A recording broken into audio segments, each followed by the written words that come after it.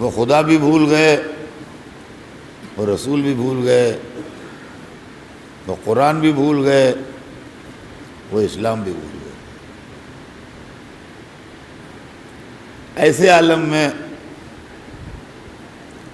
اگر وہ چراغ نہ ہوتے جن کو ہم آل رسول کہتے ہیں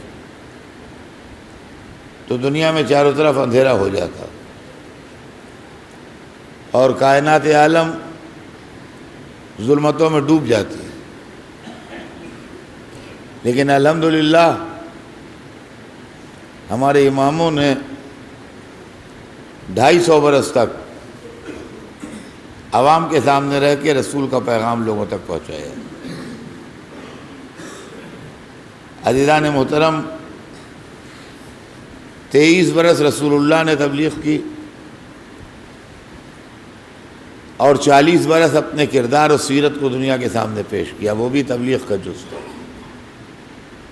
جس میں آپ نے اپنا اخلاق، اپنی ایمانداری، اپنی شرافت، اپنی انسانیت دنیا کے سامنے پیش کی ہے۔ پھر 23 برس میں آپ نے اسلام بتایا، قرآن بتایا، جائز و ناجائز بتایا، واجب و حرام بتایا، مستحب و مکروہ بتایا، سب کچھ بتایا۔ جب رسول دنیا سے چلے گئے تو اماموں کا دور آیا۔ اماموں کی لوگوں نے مخالفت کی، اور اس لیے مخالفت کی کہ ریئل اسلام سامنے نہ آئے، اس لیے کہ امام سچا اسلام دنیا کے سامنے پیش کریں گے، اور جب سچا اسلام دنیا کے سامنے پیش ہوگا تو ان کا کام نہ بنے گا، ان کو نقصان پہنچے گا۔ اسی لیے بادشاہوں سے، اماموں سے کبھی بنی نہیں۔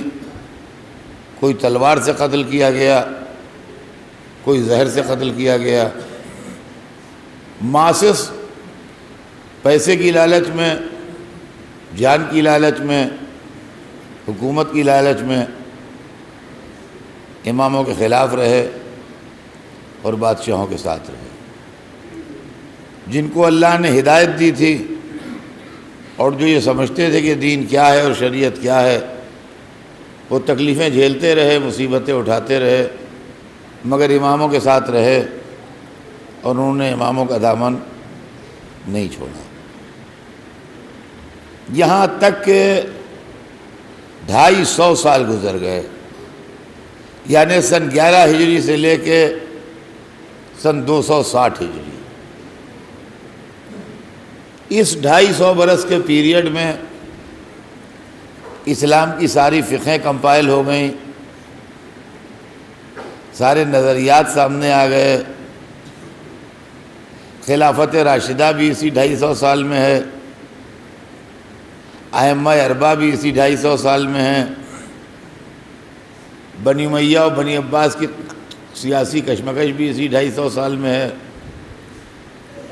جو کچھ بھی ہے وہ سب اسی 250 سال میں ہے۔ ارلی 250 ایئرس اسلامک ہسٹری جو ہیں، انہی کے اوپر پوری عمارت آج تک بنی ہوئی ہے۔ آپ یوں سمجھ لیجئے کہ جیسے آپ کی یہ مسجد بنی ہے تو اس کے اندر جو پلر ہیں اور جو فاؤنڈیشن ہے، آپ اس کے اوپر جتنا اور اوپر بنا دیجئے، پلر اور فاؤنڈیشن وہی رہیں گے، وہ نہیں بدلیں گے۔ بالکل اسی طریقے سے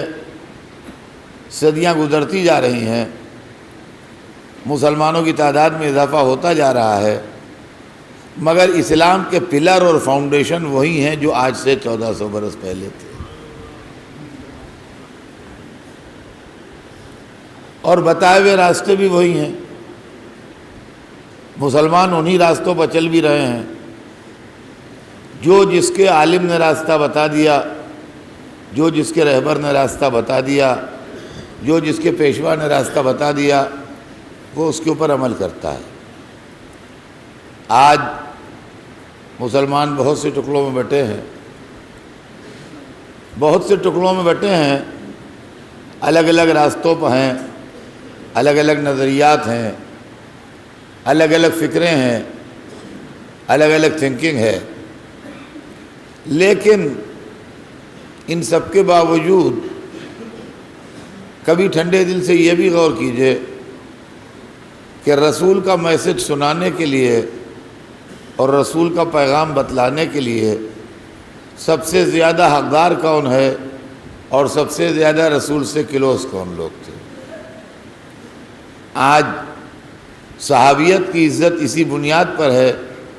کہ وہ لوگ رسول اللہ کے پاس بیٹھے تھے، اس لیے قابل تعریف ہیں اور قابل احترام ہیں۔ ہمیں اس نظریے سے اختلاف نہیں ہے، ہم بھی مانتے ہیں کہ جو لوگ رسول اللہ کے پاس بیٹھے رسول اللہ کے وہ قابل تعریف ہیں، قابل احترام ہیں، مگر جو جتنا زیادہ قریب بیٹھا ہو اتنا زیادہ قابل تعریف ہے، جو جتنا دور بیٹھا ہو اتنا کم قابل تعریف ہے، اور جو گود میں آ کے بیٹھا ہو وہ اس سے زیادہ قابل تعریف ہے جو پہلو میں بیٹھا ہو۔ ہم اہل بیت کو جو آج مانتے ہیں اور اہل بیت کا احترام کرتے ہیں وہ اسی لیے کرتے ہیں کہ اہل بیت ساری دنیا میں رسول اللہ سے زیادہ قریب رہے۔ ہمارے اوپر لوگوں نے مذاق اڑائے اور ہمارے دین کے اوپر اعتراضات کیے۔ سب سے پہلی بات، اسلام ان سے لیا، ان سے لیا، ان سے لیا، ان سے لیا، یہاں تک کہ جو لوگ قتل حسین میں شامل ہوئے اور امام حسین کا خون بہانے کربلا میں آئے، ان راویوں سے بھی اسلام لینے میں لوگوں نے شرم محسوس نہیں کی اور ان کو بھی معتبر سمجھ کے ان سے اسلام لیا، مگر اتنے متعصب تھے اماموں کے سلسلے میں کہ انہوں نے ہمارے اماموں سے اسلام قبول کرنے سے انکار کیا۔ اب آپ انصاف سے بتائیے کہ اگر امام ابو حنیفہ، امام مالک، امام شافعی، امام احمد ابن حنبل پڑھ لکھ کے رسول کی دین کو بتانے کے حقدار ہیں تو امام جعفر صادق جو اسی خاندان کے ہیں کیوں حقدار نہیں؟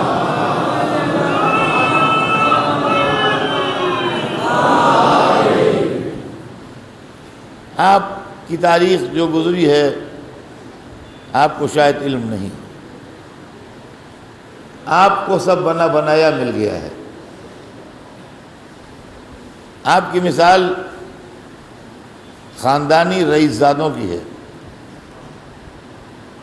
جن کے لیے انگریزی میں مثل ہے کہ چاندی کا چمچہ منہ میں لے کے پیدا ہوتے ہیں۔ تو جیسے رئیسوں کے گھر کے بچے چاندی کا چمچہ منہ میں لے کے پیدا ہوتے ہیں، ویسے مومنوں کے بچے ایمان کا چمچہ منہ میں لے کے پیدا ہوتے ہیں۔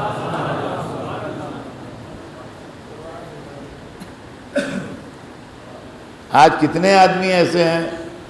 چونکہ مجھے بمبئی میں اچرا پڑھتے ہوئے کافی مدت گزر گئی، لہذا کتنے مجھے ایسے ملتے ہیں جو یہ کہتے ہیں کہ ہم اپنے باپ کی انگلی پکڑ کے آتے تھے آپ کو سننے، ہم چھوٹے سے آتے تھے آپ کو سننے،